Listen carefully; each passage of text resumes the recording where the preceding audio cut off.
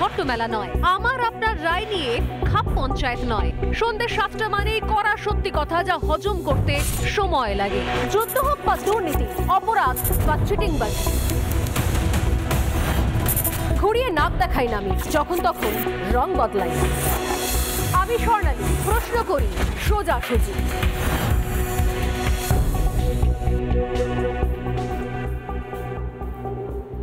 বলছিলাম আবারও খবরের শিরোনামে চলে এসেছে প্রতিবেশী দেশ বাংলাদেশ কেন, সেটাই বলছিলাম।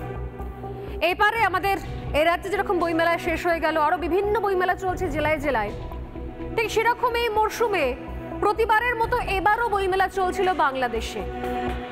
কিন্তু এই বাংলাদেশ তো নতুন বাংলাদেশ, তৃতীয়বারের জন্য স্বাধীন হওয়া বাংলাদেশ।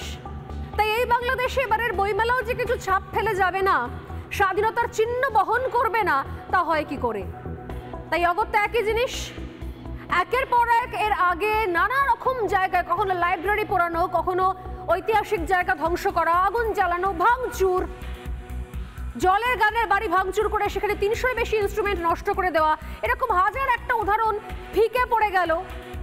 কারণ বইমেলা তো সেই তাণ্ডব, জিহাদি তাণ্ডব অক্ষত রইল, অক্ষুণ্ণ রইল। নতুন বাংলাদেশ, স্বাধীন বাংলাদেশের নিজস্ব ধারা, নিজস্ব ট্রেন্ড। 1972 সালের 21শে ফেব্রুয়ারি মুক্তধারা প্রকাশনা সংস্থার মালিক চিত্তরঞ্জন সাহা ভাষা আন্দোলন দিবসে বাংলা একাডেমি প্রাঙ্গণে একটি মাদুরের ওপর মাত্র 33টা বই সাজিয়ে বিক্রি শুরু করেছিলেন। মাত্র 33টা বই, সেটা শুরু, সেই শুরু। 2 বছর পর 1974 সালে মুক্তধারা তাদের প্রথম স্টল স্থাপন করে, যার মাপ ছিল 8 ফুট বাই 8 ফুট। বুঝতেই পারছেন কত ছোট একটা স্টল। আর তার পরের বছর বিভিন্ন প্রকাশক 4 থেকে 5টি স্টল আশপাশে স্থাপন করে এবং আনুষ্ঠানিকভাবে বই বিক্রি শুরু হয়ে যায়। তারপর 1978 সালে বাংলা একাডেমি আনুষ্ঠানিকভাবে এই মেলার দায়িত্ব গ্রহণ করে।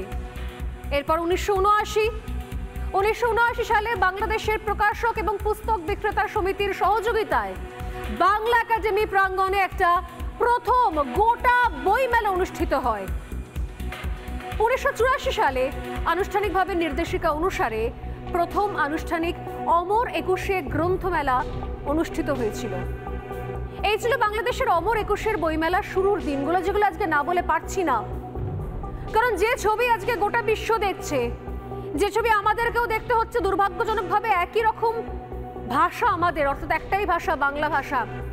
যদিও প্রতিবেশী দেশের বাংলা ভাষায় অনেক অবিশুদ্ধি ঢুকে গেছে, অনেক উর্দু ইনফ্লুয়েন্স চলে এসছে, ভাষা ক্রমাগত বদলাতে গেছে। আমরা নিজস্ব ভাষাটা এখনো ধরে রেখেছি, আমরা লড়াই করে যাই।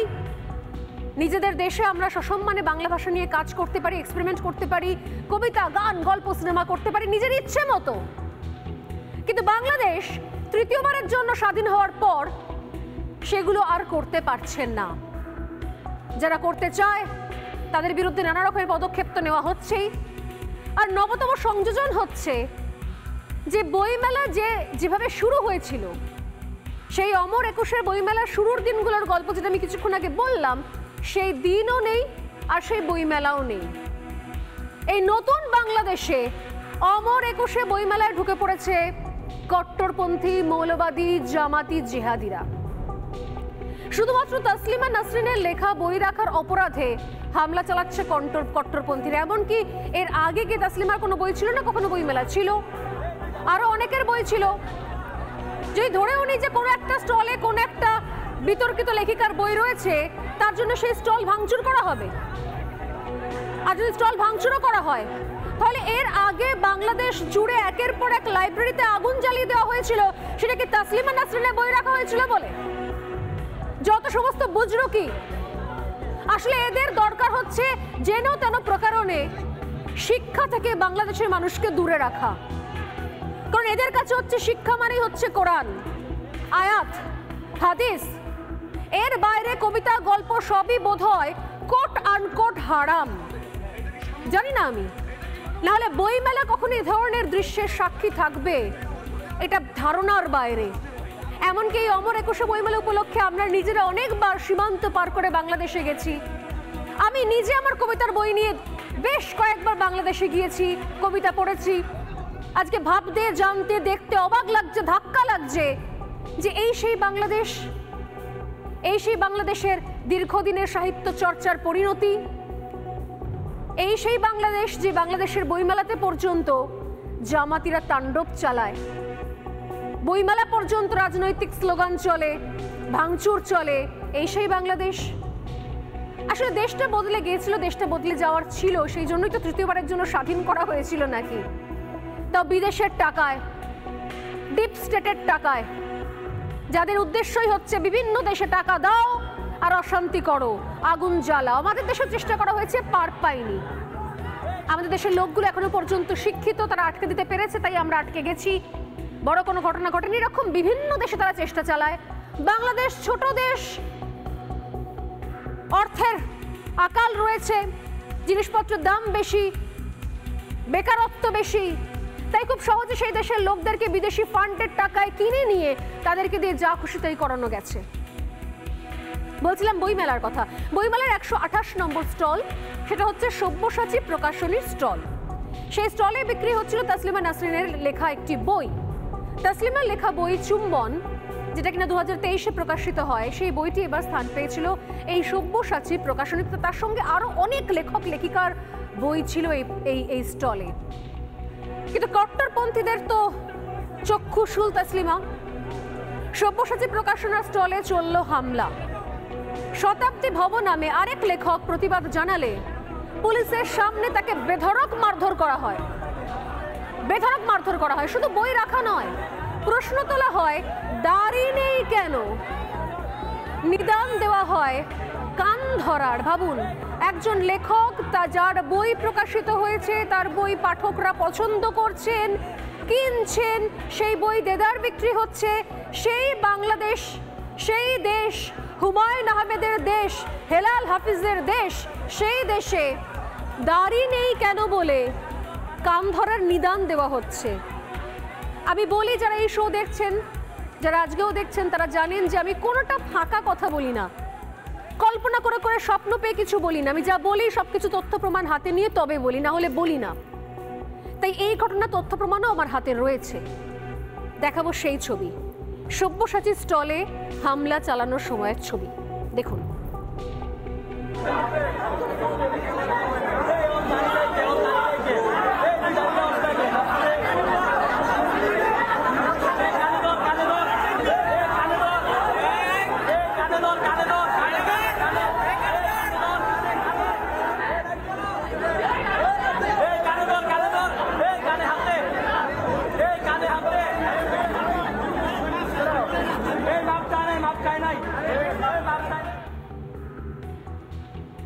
শুনতে পেলেন নিশ্চয়ই, রীতিমতো তাণ্ডব, হামলা এবং তার সঙ্গে সঙ্গে কান ধরার নিদান। কান ধর, কানে হাত দে, কান ধরে উঠবোস কর। একজন লেখককে এই ভাষায় সে দেশে সম্মান জানানো হচ্ছে। স্টলে ঢুকে রীতিমতো তাণ্ডব চললো। শতাব্দী ভব নামের ওই লেখক প্রতিবাদ জানায়, কারণ তারও লেখা ছিল ওই স্টলে, তার সঙ্গে আরো অনেক লেখকের বই ছিল সেই স্টলে। তুমুল বাকবিতণ্ডা চললো, সেই সঙ্গে হুমকিও দেওয়া হলো। আমি শোনাবো সেই বাকবিতণ্ডা এবং হুমকির সময়ের ছবি। দেখুন। যে স্টল গুড়িয়ে দেওয়া হবে, এটা কি সাম্যবাদ? এটা কি মানবতাবাদ? আপনি নিজে আওয়ামী লীগ না, আপনি নিজে আওয়ামী লীগ, আপনি নিজে আওয়ামী লীগ। প্রতিটা বাঙালি স্লোগান না, 24-এর অস্তিত্ব নয়, 24-এর পরে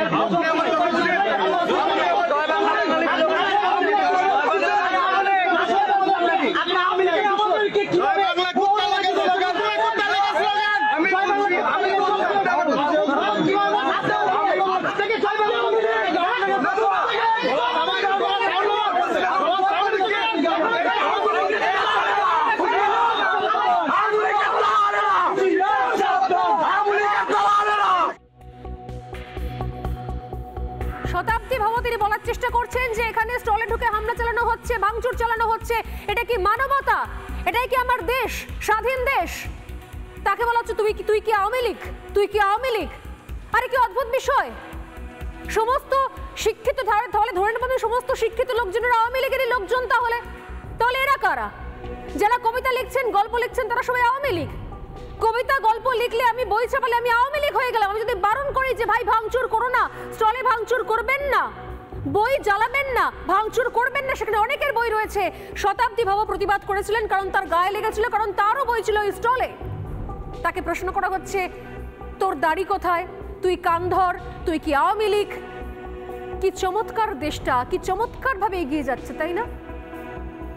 এবং সেই সময়তে একটা শ্রেণী তারা নাকি জয় বাংলা স্লোগান তুলেছিল। এর আগে আমরা দেখেছিলাম বঙ্গবন্ধুর নামে আপত্তি রয়েছে, যারা জিহাদি জামাতি, তাদের জামাতিদের চিরকালের আপত্তি। জয় বাংলা স্লোগানে আপত্তি, তাসলিমার বই থাকাতে আপত্তি। বাকি যে লেখক রয়েছে, যে লেখক বাধা দিচ্ছে যে দাদা আমার স্টলটা ভাঙবেন না, তাতেও আপত্তি। সেই লেখক কেন দাঁড়িয়ে রাখেনি, তাতে আপত্তি।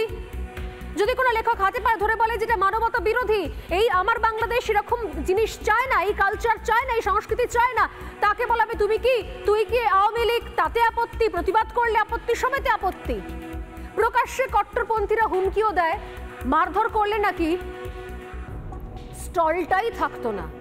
তারা নাকি কিছুই করেনি। আমি ছবি দেখালাম কি চলছে, জিনিস কি চলছে সেখানে। তারপর শুনুন যে কি সুন্দর মিথ্যাচার চলছে। মানে জামাতিদের বিরুদ্ধে স্লোগান দিলেই নাকি তাকে পেটাও, ভাঙচুর চালাও। মানে জামাতিদের সঙ্গে থাকা, জামাতিদের সাপোর্টে, জামাতিদের সমর্থনে স্লোগান দেওয়াটা হচ্ছে বেসিক্যালি বৈধ বাংলাদেশে। এখন বাংলাদেশে এটাই বৈধ, বৈধতার সংজ্ঞা। শুনুন কি ভাষায় হুমকি দেওয়া হচ্ছে স্টল ভাঙচুর চালানোর পর। দেখুন, আমাদেরকে সে জঙ্গিবাদ বলছে, উগ্রবাদ বলছে, এবং সে এখানে জয় বাংলা, জয় বঙ্গবন্ধু স্লোগান দিছে। পুলিশ সাথেই ছিল। আমরা এখানে আসছি, সে প্রায় আমরা অনেকক্ষণ দাঁড়াইছিলাম। আসার পরে সে আসছে জয় বাংলা, জয় বঙ্গবন্ধু স্লোগান দিতে আমরা তাকে বাধা দিলাম। বাধা দেওয়ার পরে সে আমার গায়ে বিশাল স্পিডে একটা থাপ্পড় দিছে। সাথে আমার দুইজন ভাই ছিল, ওদের গায়ে লাগছে, একজন চশমা হয়তো ভেঙে গেছে। থাপ্পড় দেওয়ার পরে আমরা তাকে কোনো মারি নাই, তার গায়ে কোনো হাত তুলি নাই। পুলিশ তাকে নিরাপত্তা দিয়ে এখানের ভিতরে বসায় রাখছে। এখন কেন তাকে এখানে বসায় জামাই আদর দিচ্ছে এটা আমরা জানি না। আঘাত করতাম তাহলে স্টলটা এত গোটা থাকতো। আমরা তাদের স্টল ভাঙতে আসি নাই। জয় বাংলা স্লোগান দিচ্ছে। আমরা তাকে এখানে বলার পরেই যে ভাই আপনি নিজেও তো আওয়ামী লীগ, পরে বলছে যে ভাই হ্যাঁ আমি আওয়ামী লীগ। সে এখানে সরাসরি জয় বাংলা স্লোগান দেয় এবং বলে যে মৌলবাদ নিপাত, জয় বাংলা জিন্দাবাদ, এইরকম স্লোগান দেয়। এরকম স্লোগান দেওয়ার পরে সে আমাদের দুই ভাইয়ের গায়েও হাত তোলে। কি সুন্দর শান্ত হয়ে তারা বলছেন যে আমরা স্টল ভাঙতে আসিনি, কেউ একটা দূরে কিছু স্লোগান দিয়েছে, আমাদেরও মাথা গরম হয়ে গেলে ধরনের স্লোগান কেন দেবে, জামাতি বিরোধী স্লোগান কেন দেবে, তাই ভাঙচুর করা শুরু করে দিলাম। কি সুন্দর বৈধতা পেয়ে গেছে। যেখানে সেখানে বই পোড়াও, বইয়ের স্টল ভাঙো, যেখানে সেখানে তানপুরা তবলা তছনছ করো, ভাঙো, এগুলো সমস্ত বৈধতা পেয়ে গেছে বাংলাদেশে। বইমেলা প্রাঙ্গণে আমরা দেখতে পেয়েছি এর আগে শেখ হাসিনার ছবি দিয়ে ডাস্টবিন তৈরি করা হয়েছে এবং তা নিয়ে কি বিপুল উল্লাস। রাজনৈতিক লড়াই, ব্যক্তিগত বিদ্বেষ এবং অসম্মান সবকিছু গুলিয়ে খিচুড়ি হয়ে গেছে একটা। কোনটা রাজনৈতিকভাবে লড়াই করা উচিত, কোনটাকে বিদ্বেষ বলে, আর কোনটাকে কোনো দেশের অপসংস্কৃতি বলে, তার বিভেদরা জানে না, সেটা বিভাজন ভুলে গেছে। শেখ হাসিনার দেশ ছেড়ে যাওয়ার পর বাংলাদেশ জুড়ে জামাতিদের তাণ্ডব চলেছে। বারবার সেখানকার অনেক লোকজনেরা অভিযোগ করেছেন।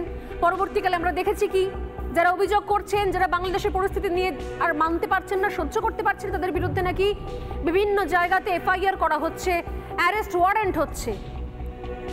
কিন্তু আমি রাজনৈতিক দিকটা যদি ছেড়েও দিই, বাদ দিলাম বঙ্গবন্ধু, বাদ দিলাম শেখ মুজিবুর রহমানের বাড়ি, ধানমন্ডি, ৩২ ইত্যাদি ইত্যাদি ইত্যাদি, বাদ দিলাম শেখ হাসিনা, সব বাদ দিলাম।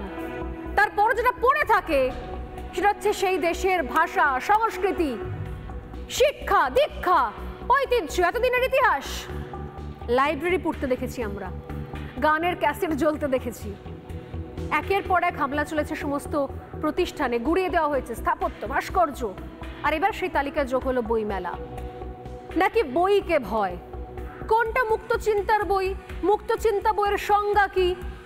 স্বাধীন বাংলাদেশে সত্যি সত্যি ধর্মীয় বই ছাড়া আর অন্য কোনো বইটাই কি, অন্য কোনো বই কি মান্যতা পাবে না? ধর্মীয় বই ছাড়া সমস্ত বই কি হারাম? এই প্রশ্ন রেখেছিলাম, উত্তর ও দেশের অন্য কোনো লোক দেওয়ার আগে এক মৌলবী দিয়ে দিয়েছেন। শুনুন সেই বক্তব্য, কি বলছেন মৌলবীরা। তেলাওয়াতের সময় মাখরাজ ভুল হলে গুনাহ হবে কি? জিনা গুনাহ হবে না। যারা কোন রকম করে ছেঁচড়া মেছড়া করে পড়ে ওদের ডবল নেকি হবে। হাদিস বুখারী মুসলিম। কোন রকম করে ছেঁচড়া মেছড়া করে পড়ছে আর ডবল নেকি। হাদিস বুখারী মুসলিম। উনি বুঝতে পারেননি, যিনি বলেছেন যে গুনাহ হবে। জ্ঞান অর্জনের জন্য যে কোরআন জানে না, কোরআন পড়া জানে না বা শুদ্ধভাবে পড়া জানে না, তার জন্য কোরআন শিক্ষা ব্যতীত অন্য বই পড়াও হারাম। এটা আমার বুঝে বলে যে কোরআন পড়া জানে না, তার জন্য কোরআন পড়া ব্যতীত, কোরআন শিক্ষা ব্যতীত অন্য বই পড়াও হারাম। সেটা যত বড় আলেম, যত বড় শায়েখের বই হোক না কেন। আমি সত্যি জানি না, আমাদের পক্ষে জানা সম্ভব নয় যে বইমেলায় যেভাবে তাণ্ডব চললো, ভাঙচুর চললো কোনো স্টলে, এগুলোর পেছনে আসলে কোন কোন ইন্ধন কাজ করছে। আর যারা এরপরও বই লিখবেন, যারা কবিতা লিখবেন, যারা গল্প লিখবেন, যারা উপন্যাস লিখবেন, তারা ওই দেশের মাটিতে বসে কোন ভরসায়, কোন আত্মবিশ্বাসে সাহিত্য চর্চা করতে পারবেন। কারণ বাংলাদেশের বইমেলাটার অস্তিত্ব সংকটে, এটা স্পষ্ট। এই নিয়ে শুরু করবো আজকের ডিবেট।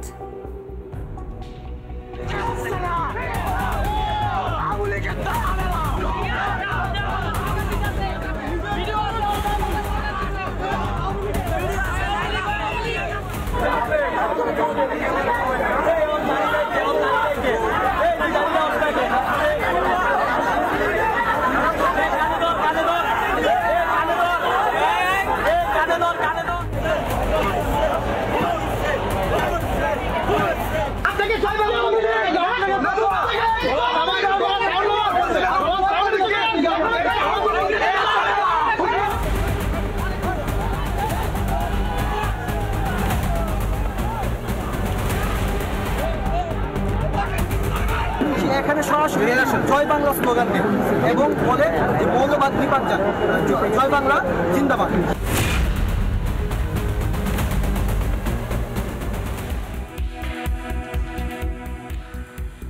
এই যে প্রশ্ন করবো, জানতে চাইবো যে আসলে সত্যি সত্যি দেশটায় চলছেটা কি। এই মুহূর্তে আমার সঙ্গে স্টুডিওতে রয়েছেন সাংবাদিক রক্তিম দাস এবং আমার সঙ্গে সরাসরি, যার কাছে আমি শুরুতেই যাব, তিনি রয়েছেন আম জনতা দলের সদস্য সচিব তারেক রহমান। আপনাকে স্বাগত রিপাবলিক বাংলার সোজাসুজি স্বর্ণালীতে। তারেক বাবু, আপনি প্রথম আজকে আমার শোতে আসছেন। আমার একটাই প্রশ্ন, বিভিন্ন সময়তে বিভিন্ন বক্তব্য আপনার শুনতে পাই, বিভিন্ন সময় সেগুলো সোশ্যাল মিডিয়া দেখি, জানি বাংলাদেশে স্টলে, সব্যসাচী প্রকাশনী স্টলে যেভাবে ভাঙচুর চালানো হলো, এই ভাঙচুর চালিয়ে নতুন স্বাধীন বাংলাদেশের কোন সংজ্ঞা আপনারা তৈরি করতে চাইছেন? বইমেলায় ভাঙচুর, স্টলে ভাঙচুর, এর আগে দেখেছি একের পর এক লাইব্রেরি পুড়িয়ে দেওয়া হয়েছে, এখন বইমেলা স্টলে ভাঙচুর চলছে সব্যসাচী প্রকাশনে, তার সঙ্গে শতাব্দী ভবন, তাকে রীতিমতো থ্রেট করা হচ্ছে, কান ধরে অডবস করানো হচ্ছে। এইটা আপনাদের তৃতীয়বারের জন্য স্বাধীন হওয়া নতুন বাংলাদেশ? তারেক বাবু,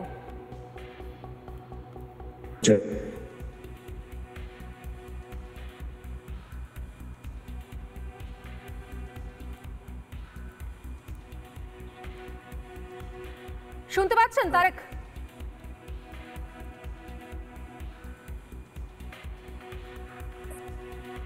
তারেক রহমানের সঙ্গে যোগাযোগ করার চেষ্টা করছি ঘটনাচক্রে। দুর্ভাগ্যজনকভাবে শুরুতেই ওনার অডিও আমার কাছে স্পষ্ট হলো না। আমি আমার টিমকে বলবো একটু দেখতে, টেকনিক্যাল কোনো প্রবলেম যদি হয়ে থাকে, কারণ তারেক রহমানের সঙ্গে কথা বলা জরুরি। রক্তিম আমাদের সঙ্গে রয়েছেন। রক্তিম দা, কোন বাংলাদেশ? নতুন বাংলাদেশ, স্বাধীন বাংলাদেশ, তৃতীয়বারের জন্য স্বাধীন বাংলাদেশ? এই বাংলাদেশে বই কি গুনাহ নাকি হারাম? এটা জল্লাদের উল্লাসভূমি বাংলাদেশ। মৌলবাদ আসলে শুধু পোড়ায়, ধ্বংস করে, তার বিকৃত রূপ আমরা দেখতে পাচ্ছি। যাকে আক্রমণ করা হয়েছে, একে আমি ব্যক্তিগতভাবে চিনি, আমার ছোট ভাইয়ের মতো। ওর আসল নাম বিপ্লব দত্ত। দুর্ভাগ্য বা সৌভাগ্যবশত ও বাংলাদেশের একজন নির্যাতিত হিন্দু। নাম গোপন করতে হয়। ভাবুন, শতাব্দী ভব নাম দিয়ে ও সঙ্গীত সাধনা করে, বই প্রকাশ করে। শাহবাগ আন্দোলনে আপনারা জানেন যে মুক্তিযুদ্ধের সপক্ষে যে শাহবাগ আন্দোলন হয়েছিল শেখ হাসিনার আমলে, তার একজন অন্যতম কাণ্ডারি ছিল এই শতাব্দী ভব। এবং এখন নাম পরিবর্তন করে লিখছেন। না, নাম পরিবর্তন করে তা আগে থেকেই লেখা শুরু করেছিল, আমাকে বারবার বলেছিল যে এখানে এই নামে কাজ করা সম্ভব নয়। আমি একটু আসছি রক্তিমদা, আপনাকে একটু বিরত করছি। ঘটনাচক্রে তারেকের সঙ্গে আমরা আবারও যোগাযোগ করতে পেরেছি। তারেক রহমান আমাদের সঙ্গে রয়েছেন, আমজনতা দলের সদস্য সচিব। তারেক, এটা কোন বাংলাদেশ? এই বাংলাদেশে কি বইটাও মানে গুনাহ হয়ে গেল, হারাম হয়ে গেল? আমি বুঝতে পারছি না। বাংলাদেশে সব্যসাচী প্রকাশনী স্টলে এইরকম হামলা, তাণ্ডব, ভাঙচুর, শতাব্দী বাবু যিনি বারণ করছেন যে এটা মানবতা বিরুদ্ধ, এদেশ আমার দেশ নয়, তাকে রীতিমতো শাসানো হচ্ছে, তাকে কান ধরে ওঠবোস করানো হচ্ছে, তার দাড়ি নেই কেন, এই ধরনের জিনিস শুনতে হচ্ছে। এটা কোন বাংলাদেশ বলুন তো? আপনারা তো দায়িত্ব নিয়ে দেশটাকে স্বাধীন করলেন, কোন জায়গায় দাঁড় করে দিলেন তারেক? আমার কথা শুনতে পাচ্ছেন? একদম শুনতে পাচ্ছি এখন। জি, আপনাদের কাছে তসলিমা নাসরিনের বইকে পবিত্র মনে হতে পারে, কিন্তু আমাদের কাছে এই ধরনের যৌন সুশ্রুরি মার্কা বই, অশ্লীল বই পবিত্র না। আমাদের ঈমান, আমাদের আকীদা, আমাদের পবিত্রতা রক্ষা করার দায়িত্ব আমাদের। আমরা আমাদের বইমেলাকে এইভাবে আর অপবিত্র হতে দেব না। এটা আপনাদের কাছে গ্রহণযোগ্য হতে পারে। না, আমাদের কাছে আপনাদের কাছে না, আপনাদের কাছে গ্রহণযোগ্য কোনটা? আপনাদের কাছে গ্রহণযোগ্য কোনটা? আপনাদের ওখানে তারেক, আপনাদের কাছে গ্রহণযোগ্য কোনটা? কোন কোন বই আপনাদের কাছে গ্রহণযোগ্য বলুন আমাকে। তাসলিমা নাসরিনের চুম্বন, না শুনুন না, তাসলিমা নাসরিনের চুম্বন বইটা সব্যসাচী প্রকাশনীতে ছিল বলে তাই ওখানে ভাঙচুর করা হয়েছে, আপনি সেটাকে জায়েজ বলছেন, সেই ভাঙচুরটা জায়েজ, রাইট? সঠিক তো? ঠিক বললাম তো? মানে আপনি একটা বইয়ের নাম চুম্বন, এই বইয়ে চুম্বন নামটাকে আপনি সহজভাবে নিচ্ছেন। চুম্বনে এত আগ্রহ কেন? প্রেমিকা করে না, ছেড়ে দিন, আমি মেনে নিচ্ছি তারেক, মেনে নিচ্ছি। তাসলিমা নাসরিনের চুম্বন বইটাতে আপনার আপত্তি আছে, আপনি বলছেন ভাঙচুর চালানো হয়েছে, বেশ হয়েছে, আমি মেনে নিলাম আপনার কথা। আমার বক্তব্য হচ্ছে তাহলে একটা বইয়ের জন্য গোটা স্টল ভাঙচুর করা হলো কেন? ওই তো পুরোটাই তো পাপ করছে, তো অন্যায় কাজ করছে, তো হ্যাঁ জুলুম করছে, মানুষের অনুভূতিতে আঘাত দিয়েছে। কি জুলুম করেছে? জুলুম করেছে না, মানুষের ঈমানে আঘাত দিয়েছে, তাদের পবিত্রতা নষ্ট করেছে, বইমেলার পবিত্রতা নষ্ট করেছে। তসলিমা নাসরিন কি করে আপনি জানেন না? কতটুকু নোংরা কথাবার্তা বলে। তসলিমা নাসরিনের বইয়ের একটা বইয়ের জন্য আপনি পুরো গোটা স্টলকে ভাঙচুর করবেন? সেই স্টল তো বাকিদেরও বই ছিল। আপনাদের কেন সেই বই রাখবে? এত সাহস হলো কিভাবে? যেই কোন বই রাখলে আপনি বলুন না। তারেক, কোন বই রাখলে পাপ হবে না? আপনাকে কেউ মাথায় বাড়ি দিল, আপনার আঘাত লাগলো, আপনাকে কেউ মাথায় বাড়ি দেওয়ার ক্ষমতা কারণ নেই, সেটা অন্য বিষয়। আপনি বলেন কোন বই রাখলে গুনাহ হবে না, তাকে বেইজ্জতি করবেন, কোন বই রাখলে পাপ হবে না আপনি বলুন আমাকে। শুনুন না, আমরা বলবো, আমরা আপনার কথাই জানাচ্ছি। কোন বই রাখলে পাপ হবে না? কোন বই রাখলে পাপ হবে না বলুন? যেসব বইয়ে অন্যায় সম্পর্ক, এই যে আমি আপনাকে বলি, আপনাদের কাছে এগুলো ইজি, বুঝছেন? আপনাদের ধর্মগ্রন্থগুলো এইরকম করে করা, ঠিক আছে? এই ধরনের অনেক সম্পর্ককে আপনারা বলবেন না, এগুলো আপনাদের কাছে অ্যাভেলেবল, কিন্তু এগুলো ইসলামে অ্যাভেলেবল না। আপনি বাজে কথা বলছেন, আপনাদের কাছে পবিত্র হতে পারে, আমাদের পবিত্র না এগুলো। ধর্মগ্রন্থ ছাড়া অন্য কিছু জানে কিনা? আমি ধর্মগ্রন্থ নিয়ে আলোচনা করলে একদিন আপনার সঙ্গে বড় আলোচনা করাবে। আপনি বলুন আমাকে, অনিন্দিতার একদিন, শুনুন না আপনারা সবকিছু মিলিয়ে অনিন্দিতার একদিন, আমরা এগুলো প্রশ্রয় দেব। আরে শুনে রাখুন, শুনে নিন। আপনার দেশের বইমেলা, আপনার পড়াশোনা কতদূর একটু জেনে নিন, আপনার পড়াশোনা কতদূর একটু জেনে নিন। 2 মিনিট দাদা, বলুন অনিন্দিতার একদিন, এই বইটা কার লেখা? এই বইটা পড়ে দেখেছেন কখন? আপনাদের বইমেলা রমরমিয়ে চলছে। অনিন্দিতার একদিন, লেখকের নাম মাহি মুহাম্মদ। জানেন নাকি কোন প্রকাশনী, কোন সংস্থা, কোন স্টলে আছে, আর সেই বইয়ের কন্টেন্টটা কি লেখা আছে সেই বইতে? জানেন নাকি? জানা আছে? আমার আগ্রহ নাই এই বিষয়ে। ডিভোর্সের মহামারী, কি জিনিস সেখানে রয়েছে, সূচিপত্র বললে এক্ষুনি কান গরম হয়ে যাবে আপনাদের। দারুণভাবে চলছে আপনাদের বইমেলাতে, সাজ্জাদ হোসেনের লেখা। শুধুমাত্র সূচিপত্রের টপিকগুলো বললে কান গরম হয়ে যাবে। আমরা লিখতে গেলেও, আমাদের দেশেও চলতে গেলে দুবার মানুষ ভাববে পাবলিশ করতে গেলে। ত্রিমাত্রিক জীবন পড়া আছে নাকি? শুনেন, আপনারা যেভাবে, হ্যাঁ কি বই পড়েন আপনি? আপনারা আপনি কোন বই পড়েন? না আমাদের শাহবাগের আপনার পছন্দের তিনজন সাহিত্যিকের নাম বলুন। আমরা ভেবেছিলাম আপনার পছন্দের তিনজন সাহিত্যিকের নাম বলুন। বাংলাদেশের নাস্তিকদের একটা আপনার পছন্দের তিনজন সাহিত্যিকের নাম বলুন তো। অবলম্বন হয়ে গেছে। আরে দাদা, আপনার পছন্দের তিনজন সাহিত্যিকের নাম বলুন। পড়াশোনা করেন তো, বইমেলা নিয়ে তো হেভি ইন্টারেস্ট। আপনার পছন্দের 3 জন সাহিত্যিকের নাম বলুন, চলুন দেখি আমি কার কার বই আপনি পড়েছেন। বইমেলা ভাঙচুর করতে যাচ্ছেন, শুনি পরপর 3টে সাহিত্যিকের নাম বলুন যাদের বই আপনি পড়েছেন। বলতে পারবেন নাকি? উনি কিছুই জানেন। হ্যালো তারেক রহমান, আমি বলবো না আছেন? আপনাকে। হ্যাঁ, উনি কিছু 3 জন সাহিত্যিকের নাম, বলছি আমি আপনার 3 জন পছন্দের নাম সাহিত্যিকের বলুন। নাম বলবো না। কেন বলবেন না? বলবেন না কেন? আচ্ছা আমি বলে দিচ্ছি, হুমায়ুন আহমেদ আপনাদের দেশের অত্যন্ত অত্যন্ত অত্যন্ত জনপ্রিয় একজন সাহিত্যিক। তার 3টে উপন্যাসের নাম বলুন। তার 3টে উপন্যাসের নাম বলুন। হুমায়ুন আহমেদের 3টে উপন্যাসের নাম বলুন। তারেক রহমান, আপনি তো বই বিশেষজ্ঞ। আমি পড়ি না। আপনি তো বই বিশেষজ্ঞ। হ্যাঁ, আমি তো বই বিশেষজ্ঞতা আপনারা। এক সেকেন্ড, শামসুর রহমানের নাম শুনেছেন? আমরা হুমায়ুন আহমেদের বইও পড়ি না। শামসুর রহমানের নাম শুনেছেন? হুমায়ুন আহমেদের বই পড়েননি বলেই তাই কৃষ্ণপক্ষ পড়েননি, প্রেমের উপন্যাস পড়া হয়নি আপনার। এনিওয়ে বাদ দিন, শামসুর রহমানের নাম শুনেছেন? শামসুর রহমানের নাম শুনেছেন?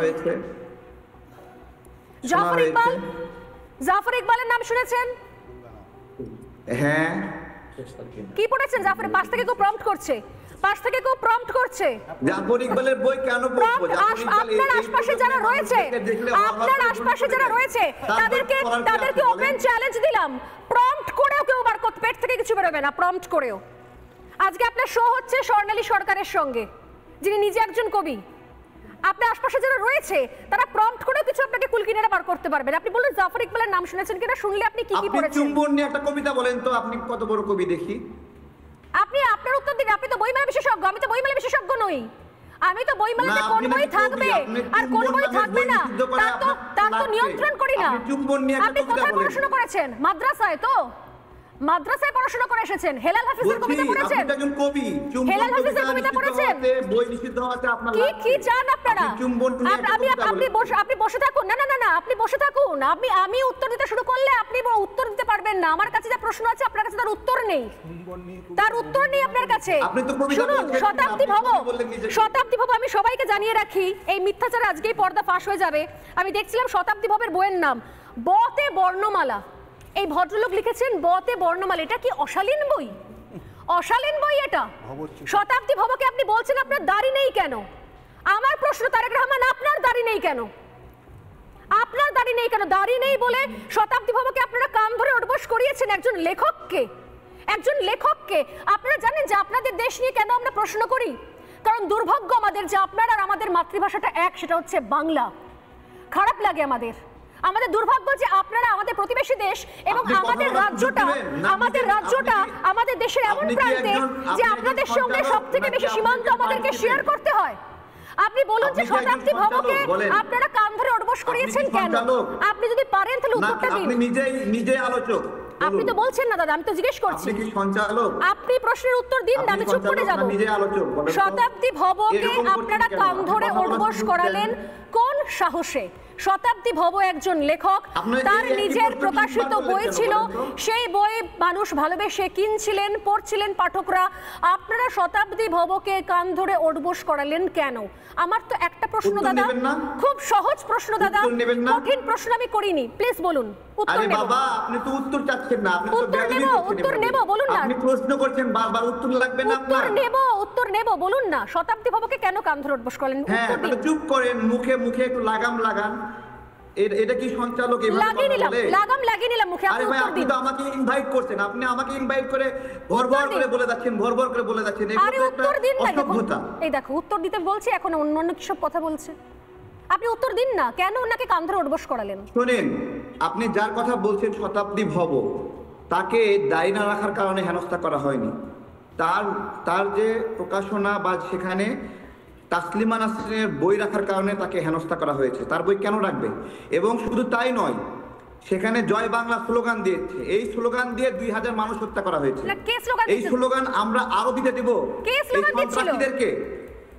আমি জানি জয় বাংলা স্লোগান শুনলে আপনাদের গায়ে অ্যালার্জি হয়ে যায়, সেটা আমি জানি। আমি সেই নিয়ে আলোচনা যাচ্ছি না। আপনাদের দেশ দাদা, আপনারা যেখানে খুশি ভাঙচুর চালান, যেখানে খুশি আয়নাঘর খুঁজুন, লিফটের জলে ডুবে আয়নাঘর খুঁজুন। আপনাদের দেশ অল দ্য বেস্ট, যা খুশি আপনাদের দেশে আপনি করুন। বিষয়টা হচ্ছে যে শতাব্দী ভবকে জয় বাংলা স্লোগান দিয়েছিলেন, শতাব্দী ভব কি জয় বাংলা স্লোগান দিয়েছিলেন? শতাব্দী ভব কি আপনাদের থেকে বেশি আস্তিক, আপনাদের থেকে বেশি আস্তিক। আমরা ধর্মটা পড়াশোনা করে জানি, আপনারা ওটাও কানে শুনে শেখেন। এনিওয়ে বাদ দিন, বাদ দিন। শতাব্দী ভব কি জয় বাংলা স্লোগান দিয়েছিলেন? দাদা পয়েন্টে আসুন, দাদা পয়েন্টে আসুন। শতাব্দী ভব কি জয় বাংলা স্লোগান দিয়েছিলেন? শতাব্দী ভব কি তসলিমার বই রেখেছিলেন? শতাব্দী ভব কি সব্যসাচী প্রকাশনীর মালিক? শতাব্দী ভব কি নিজে ওই বই রেখেছিলেন? শতাব্দী ভবকে আপনারা কান ধরে উঠবোস করালেন কোন যুক্তিতে? আর সেই সময় আপনারা বলছেন যে তোর দাড়ি নেই কেন?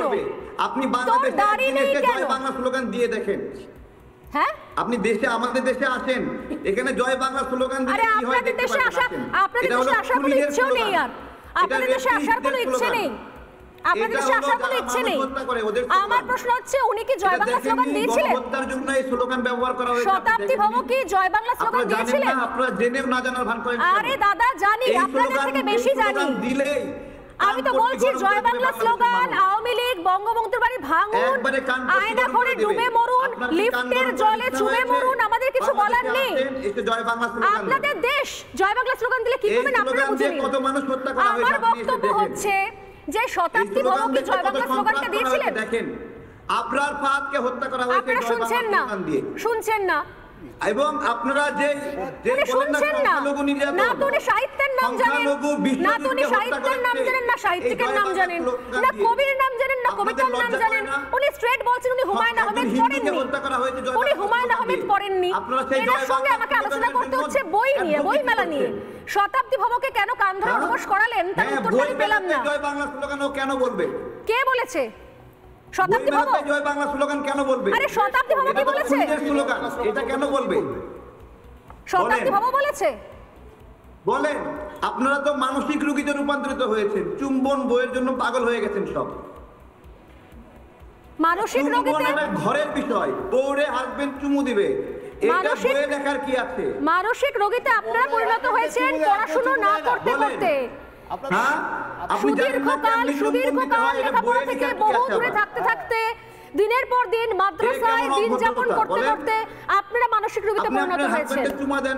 আপনারা মানসিক রোগীতে পরিণত হয়েছেন বলেন না? বললাম তো বাচ্চারাও বাবা মাকে দেয়, ও সেটাই জানে না, অশিক্ষিত। আমি উত্তরটা নেব। রক্তিমদা কি বলবেন? তারেক হোসেনকে কি বলবেন রক্তিমদা? আমি তো বুঝতে পারছি না। আজকে আমি জানি না উনি কতদূর পড়াশোনা করেছেন। আমার মনে হয় উনি মাদ্রাসায় পড়েছেন, কোনো কওমি মাদ্রাসা শিক্ষিত উনি পড়াশোনা করেছেন বোধহয়। এর বিষয়ে জ্ঞান নেই, কোনো জ্ঞান নেই। উনি কারোর নাম টাম জানেন না, উনি কেউকে চেনেন না, জানেন না। আমার প্রশ্ন হচ্ছে মাদ্রাসাকে আপনাদের অ্যালার্জি হতে পারে, আমাদের অ্যালার্জি না। না না, আপনার অ্যালার্জি, আপনি অ্যালার্জি গায়ে মাখুন না, অ্যালার্জি থেকে চর্মরোগ হয়। সন্ত্রাস উৎপাদন হয়নি। হ্যাঁ, সন্ত্রাস উৎপাদন হবেই। মাদ্রাসা থেকে সন্ত্রাস উৎপাদন হয়নি, মাদ্রাসা থেকে হয়নি, হবে না কখনো। না না, লাদেন কোথা এসেছিল? আমি একটু শর্ট করে আমি উত্তর প্রথমেই বলি যে প্রথমত বিষয় হচ্ছে যে দাড়ি রাখতে হবে কেন, দাড়ি রাখতে হবে কেন, এই প্রশ্ন করাটা মানেই হচ্ছে আগামী দিনে সংখ্যালঘুদের ওপরে জিজিয়া কর চালানো হবে। সেইটার প্রাথমিক পদক্ষেপ হচ্ছে দাড়ি রাখতে হবে কেন। কারণ ইসলামিক জঙ্গিরা এটাই করে যে সবাইকে প্রকাশ্যে দাড়ি রাখার আহ্বান করে, দাড়ি রাখার ব্যাপার। বা দ্বিতীয় কথা আমি আপনাকে বলে দিই, আপনি জানেন না শুধু সব্যসাচী প্রকাশনী নয়, 21-এর বই মেলায় পান প্রকাশনী, সেখানে তসলিমা নাসরিনের বই বিক্রি হচ্ছে, সেখানে যাওয়ার ক্ষমতা আপনাদের নেই। পাল প্রকাশনীতে বিক্রি হচ্ছে, সেখানে যাওয়ার ক্ষমতা আপনাদের নেই। আরো জায়গায় বিক্রি হচ্ছে, অনেক জায়গায় বিক্রি হচ্ছে। তাসলিমার বই অনেক জায়গায় বিক্রি হচ্ছে। শতাব্দী ভবকে সে একজন হিন্দু বলে, শতাব্দী ভব একজন হিন্দু বলে তাকে আক্রমণ করেছে। এটা ডিপ স্টেটের থিওরি, এটা ডিপ স্টেটের থিওরি। আপনারা হিন্দুদেরকে জোর করে গরুর মাংস খাওয়াবেন, তাদেরকে কলমা পড়াবেন, এই কাজগুলো আপনারা করবেন, শুধু ছটফট করবেন। হ্যাঁ, আপনারা ফটফট করবেন। আরে আমরা ছিলাম বলে এখন বসে মাইকের সামনে কথা বলছেন। আপনার দেশটার নাম ছিল পূর্ব পাকিস্তান, আপনার দেশটা পূর্ব পাকিস্তান, আপনাদেরকে পাকিস্তানিরাও নিজেদের মনে করতো না। না না, ছেড়ে দিন এগুলো নিয়ে পুরো কাশুন্তি ঘেটে লাভ নেই। এক সেকেন্ড রক্তিমদা, আপনারা আসতেন না, আপনার জন্ম হতো না। কাশুন্তি ঘেটে লাভ নেই, ওনাদের ইচ্ছে নেই, ওনাদের মনে হয়েছে ওনারা জয় বাংলা স্লোগান শুনলে মারধর করবেন, করুন না। এই বিনায়কদের কাছে আসছি, এক সেকেন্ড আমি আসছি তারেক বাবু আমি আপনার কাছে আবারও আসবো, আপনি একটু হোমওয়ার্ক করে নিন, আমি আপনার কাছে এক্ষুনি আসছি। এখানে কবি, বিশিষ্ট কবি বিনায়ক বন্দ্যোপাধ্যায় রয়েছেন, তাকে আমি বলছি। বিনায়ক বাবু, আপনার কি অনুভূতি হচ্ছে, কি মনে হচ্ছে যে যেখানে দাড়ি নেই বলে একজন লেখককে কান ধরে উঠবোস করানো হচ্ছে? আমি মানছি যে তাসলিমার বই নিয়ে ওনাদের আপত্তি আছে, বেশ আপত্তি আছে, ওনার বললে হয়ে তাসলিমার বই এখান থেকে সরিয়ে দাও। অন্য লেখকদেরও অন্য স্টল ভাঙচুর করা, এবং সেখানে তাসলিমা বই কিন্তু অনেক স্টলে বিক্রি হচ্ছে, সেই সমস্ত স্টলে ওনারা যাননি। এবং শতাব্দী হবে যখন ভাজ্জোর করে বলছেন যেটা মানবতা বিরোধী, স্টল ভাঙচুর করবেন না, এখানে বাকি লেখকদের বই রয়েছে, আরো অনেক বই রয়েছে। তারপর বলা হচ্ছে যে তোর দাড়ি নেই কেন, তুই কান ধরে উঠবোস কর। কি বলবেন? কিছু বলার যেখানে আর কোনো জায়গা থাকে না, সেখানেই আপনি একটা প্রশ্ন আমাকে করলেন। আমার শুধু মনে হচ্ছে এই যে লোকটি চিৎকার করছিল, এর বোধহয় নিজের লেখা একটি বই আছে কিভাবে হিন্দু বৌদ্ধদের বাড়িতে আগুন দিতে হয়, এরকম বই যারা লেখেনে এ বোধহয় এরকম একটি লোক। আমার বক্তব্য হচ্ছে, এত ভারত নিয়ে কথা বলছে, আপনি 6 মাসের মধ্যে দেখুন এই কলকাতায় এসে ডাক্তার দেখাতে আসবে, আমার তাতেও কোনো অসুবিধে নেই।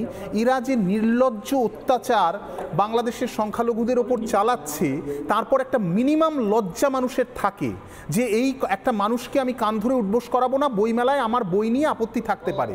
আপনার একটা বই নিয়ে আপত্তি আছে, এই বলছে চুম্বন নাকি শুধু ঘরের ভেতরে হয়, ছোট বাচ্চাদের বাবা মায়েরা চুম্বন দেয়, বাচ্চারা বাবা মাকে চুম্বন দেয়, এটা কি একটা পাগলের উক্তি? না, ওখানে চুম্বনটা, ওদের চুম্বনটা আমরা যে আদর করে দিই, ওদের চুম্বনটা আদর করে ওরা বাচ্চাদেরকে জিহাদি হতে শেখায়। চুম্বন ভালোবাসার ব্যাপার নেই, ওরা জিহাদি হতে শেখায়, জিহাদি হতে শেখায়, ওরা জিহাদি, এরা জিহাদি, এরা ভালোবাসায় কোনো স্থান নেই। প্লিজ রক্তিম দা, সময় শেষ হয়ে আসছে, আমি তারেক বাবুর কাছে আরো একবার তারেক বাবুর কথাও শুনবো। তারেক বাবু জাস্ট 1 মিনিট আপনার সঙ্গে থাকুন, 1 মিনিট সঙ্গে থাকুন। আমি বিনায়ক বাবুর কাছে জানিয়ে রাখি, বিনায়ক বাবু, একটা তাসলিমার বই নিয়ে, চুম্বন নিয়ে ওনার তারেক রহমানের আপত্তি আছে। আমি তারেক রহমানের পছন্দের অনেক বই নিয়ে আমার আপত্তি থাকতে পারে, তাহলে সেগুলো কি তুলে দেবেন? আপত্তি ওনার যেমন থাকতে পারে, আমারও থাকতে পারে, রক্তিমেরও থাকতে পারে, সোনালীরও থাকতে পারে। এক সেকেন্ড কুমিল্লার আপনার আপত্তিতে কি পৃথিবী চলবে? এক সেকেন্ড শুনে নিন দাদা, শুনে নিন। বইয়ের ওপর, যে কোনো বইয়ের ওপর শুনুন, ভদ্রতার না, আগে ভদ্রতার সংজ্ঞাটা শুনুন। ভদ্রতার সংজ্ঞা হচ্ছে আপনি যা বলছেন আমি তার না, আপনি বলে যাচ্ছেন, একটু শুনতে শিখুন, একটু শুনতে শিখুন। এবার আমাকে বলার সুযোগ দেন। আপনি ক্রমাগত বলে যাচ্ছেন। ভদ্রতার আদৌ প্রথম না বলা যাবে না, শুনুন আগে। আপনারা অতিথির মর্যাদা জানেন না, আপনারা অতিথির মর্যাদা জানেন না, আপনারা জানেন না। প্রথম কথাটা হচ্ছে আমি আপনার কাছে আসবো, আমার একটাই কথা, আমি আপনাকে বলতে দেব, আপনি ওয়েট করুন। সেটা হচ্ছে যা আমার, যেটা একদম প্রাথমিক কথা যেটা বলতে আর, যে যা আপনি যা বলছেন আমার তা পছন্দ নয়, কিন্তু আপনি যাতে তা বলতে পারেন তার জন্য আমি জানবাজি রাখবো। এটা সাহিত্য সংস্কৃতি শিল্পের, এটা হচ্ছে সাহিত্য সংস্কৃতি শিল্পের প্রাথমিক কথা। প্রাথমিক কথা বলছেন, আমি জাস্ট কয়েকটা কথা বলছি, কয়েকটা কথা বলছি। তারেক রহমান উত্তর থাকলে বলবেন, উত্তর থাকলে দেবেন। আমি মানলাম যে তাসলিমার চুম্বন নিয়ে আপনার আপত্তি আছে বলে আপনি স্টল ভাঙচুর করেছেন, সেটা জায়েজ। আমাকে জাস্ট দুটো প্রশ্নের উত্তর দিন। কুমিল্লার, এক সেকেন্ড, কুমিল্লার বীরচন্দ্র পাঠাগারে আপনি ভাঙচুর চালিয়েছিলেন কেন? আপনারা ভাঙচুর চালিয়েছিলেন কেন? সেখানে তাসলিমার কোনো বই নেই। টাউন হলে রাখা বইতে আপনারা আগুন লাগিয়ে দিয়েছিলেন কেন? সেখানে তাসলিমার কোনো বই ছিল না। ঢাকার কেন্দ্রীয় লাইব্রেরিতে আপনারা ভাঙচুর করে আগুন লাগিয়ে দিয়েছিলেন, সেখানে তাসলিমার কোনো বই ছিল না। জায়গায় আপনারা লাইব্রেরি ভাঙচুর করে আগুন লাগিয়ে দিয়েছেন। আপনারা কি বইয়ের শত্রু হয়ে গেছেন? বলুন এবার। হ্যাঁ, আমি বলছি, ওনার চুম্বন বইয়ে আগ্রহ, তসলিমা নাসরিনকে ওনাকে দিয়ে দিলাম, উনি সারা দিন চুম্বাচুম্বি করে শেষ করে দেখ, দিয়ে দিলাম। কি বলবো? এই বাংলাদেশে স্বাধীন হয়েছে, এই বাংলাদেশের শিক্ষিত সমাজের প্রতিনিধি, সভ্যতা হচ্ছে বইটা রাখতে দেওয়া, রাজনীতি, অসভ্য ইতর, অসভ্য ইতর। জল্লাদদের হাতে পড়েছে বাংলাদেশ। জীবন জঘন্য, অপসংস্কৃতির মানুষেরাতে পড়েছে, যারা কথা বলতে জানেন না, কথা বলতে জানেন না কিভাবে কথা বলছে। শুনুন বুঝে গেছি থ্যাংক ইউ সো মাচ, আমি বুঝে গেছি। তারেক রহমানের কাছে কোনো সঠিক প্রশ্নের উত্তর নেই যে কুমিল্লার বীরচন্দ্র পাঠাগার, ঢাকা লাইব্রেরি, ইন্দিরা গান্ধী লাইব্রেরি, জায়গায় জায়গায় লাইব্রেরি কেন জ্বালানো হয়েছে এর উত্তর নেই, কারণ এরা পড়াশোনা করেন না, এদের সঙ্গে সাহিত্য, শিল্প, কবিতা কিছু সম্পর্ক নেই। এদের জন্য জলের গানে স্টুডিও ভাঙচুর করা হয়েছিল। আজকে এদের শুধুমাত্র উপলক্ষ দরকার, এদের উপলক্ষ দরকার। আমি আসল ছবিটা, আসল মুখোশটা খুলে দিলাম, বাকিটা মানুষ বুঝে নেবেন। আমার সময় আজকে নেই, একদম রক্তিমদা আমি আবারও এই নিয়ে আলোচনা করব। একটা ছোট্ট বিরতি নিচ্ছি, প্রত্যেককে অনেক ধন্যবাদ জানিয়ে সঙ্গে থাকুন, ফিরে আসছি। নানা ধরনের কন্টেন্ট দেখার জন্য লাইক করুন, শেয়ার করুন আমাদের ফেসবুক পেজ, সাবস্ক্রাইব করুন আমাদের ইউটিউব চ্যানেল। পাশাপাশি অন্যান্য ব্রেকিং নিউজের জন্য অবশ্যই চোখ রাখুন রিপাবলিক বাংলায়।